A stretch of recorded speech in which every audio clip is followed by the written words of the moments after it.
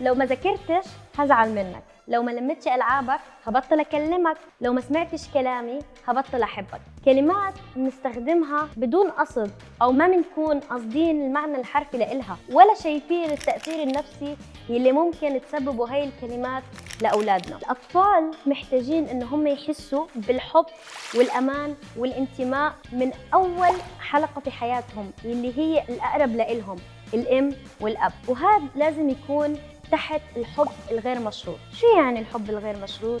الحب الغير مشروط إني أحب الطفل هذا لذاته، أحبه بمميزاته بعيوبه، أحبه لأنه هو ابني، لأنه هو هدية ربنا لإلي، ما أحبه لأنه هو شاطر في المدرسة أو بيعزف آلة موسيقية أو شاطر في الماث. ما أحدد صفات أحبه عليها، أنا ممكن أشكره على الإشي الحلو اللي هو بيعمله. لما يرتب ألعابه أقول له قد إيه هو بنظري منظم مرتب. لما ما يذاكر أقول له قديش المذاكرة إلها فوائد، لأنه هو يكون شخص مفيد في هذا المجتمع. ليه الحب الغير مشروط ضروري جدا؟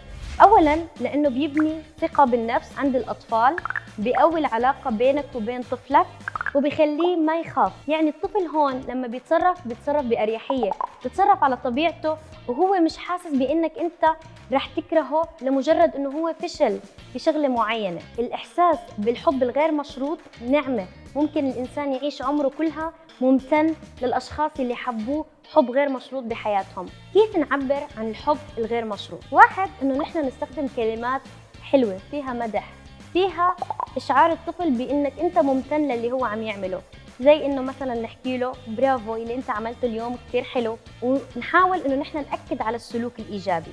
رقم 2، إنه نحن ننتقد التصرف وليس الشخص، يعني نحاول نحكي له إنه التصرف هذا غلط، بس تصرفك ما بيعني إني أنا ما بحبك، أنا بحبك بس أنا بدي إياك تعمل الصح. رقم 3، إنه نحن نعطيه من الحب والحنان والأمان اللي هو يحس إنه حبنا لإله لذاته، نحضنه، نسمعه كلام حلو، نحكي له قد ايه نحن فخورين بانه هو ابننا وبينتمي لنا. واخر نقطه مهمه، انه نحن نقبل اولادنا حتى ونحن غضبانين. التحكم بغضبنا وتصرفاتنا بينعكس جدا على اطفالنا، فلذلك لازم نحاول انه نحن نتحكم باعصابنا، وبوقت غضبنا نطلب منهم بكل صراحه ووضوح انه هم يعطونا وقت لنهدى، عشان لما نتعامل معاهم ما تطلع فيهم طاقة الغضب يلي موجودة جواتنا. الحب الغير مشروط هو الأساس يلي بتتبنى عليه حياة سليمة 100%.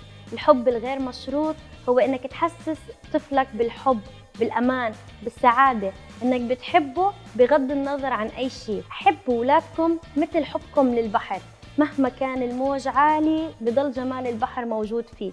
لو حبينا أولادنا بهي الطريقة أنا بضمن لكم بإذن رب العالمين إنه يكون النتائج لهي التربية نتائج مرضية دائما. خليكم معنا دائما خطوة بخطوة لنحافظ على الأمانة اللي رب العالمين أعطانا إياها واللي هي أولادنا.